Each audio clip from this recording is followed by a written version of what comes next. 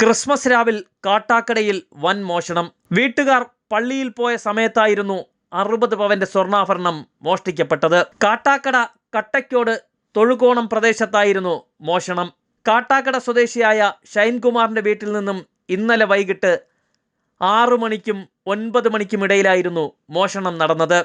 വീട്ടുകാർ സമീപത്തെ പള്ളിയിൽ ക്രിസ്മസ് ആഘോഷത്തിന് പങ്കെടുക്കുന്നതിനിടെയാണ് വീടിന്റെ പൂട്ട് തകർത്ത് മോഷ്ടാക്കൾ 60 പവന്റെ സ്വർണം മോഷ്ടിച്ചത്.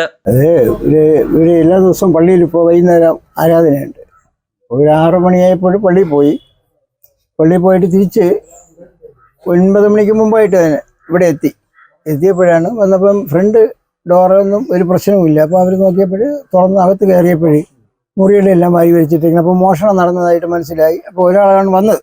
തിരിച്ച് അവർ പള്ളിയിൽ പോയി ഹസ്ബൻഡിനെയൊക്കെ കൂടെ വിളിച്ച്, അപ്പോൾ പള്ളിയിലുള്ളവരൊക്കെ കൂടെ വന്നു. അപ്പോൾ അവർക്ക് മെയിനായിട്ട് സംശയം ഉണ്ടായിരുന്നത് അകത്ത് ആൾ കാണുന്നു. അപ്പോൾ എല്ലാവരും കൂടെ പുറത്ത് ചുറ്റും ഇങ്ങനെ കവർ ചെയ്തിട്ട് അകത്ത് നോക്കിയപ്പോൾ അകത്താരുമില്ല. ഇതിനിടയ്ക്ക് അവർ നോക്കിയപ്പോഴും എല്ലാ മുറിയിലും പരിശോധിച്ച് ലൈറ്റൊക്കെ ഇട്ട് പോയി നോക്കിയപ്പോൾ എല്ലാ സാധനങ്ങളെല്ലാം മൊത്തം കൊണ്ടുപോയിട്ടുണ്ടായിരുന്നു. പിന്നെ ഇതിനിടയ്ക്ക് വഴിയെ പോയ ഒരു പാർട്ടി പറഞ്ഞത് 8 മണിക്ക് അവർ പള്ളിയിലോട്ട് പോയ സമയത്ത് ലൈറ്റുകളെല്ലാം കത്തിക്കിടന്നു.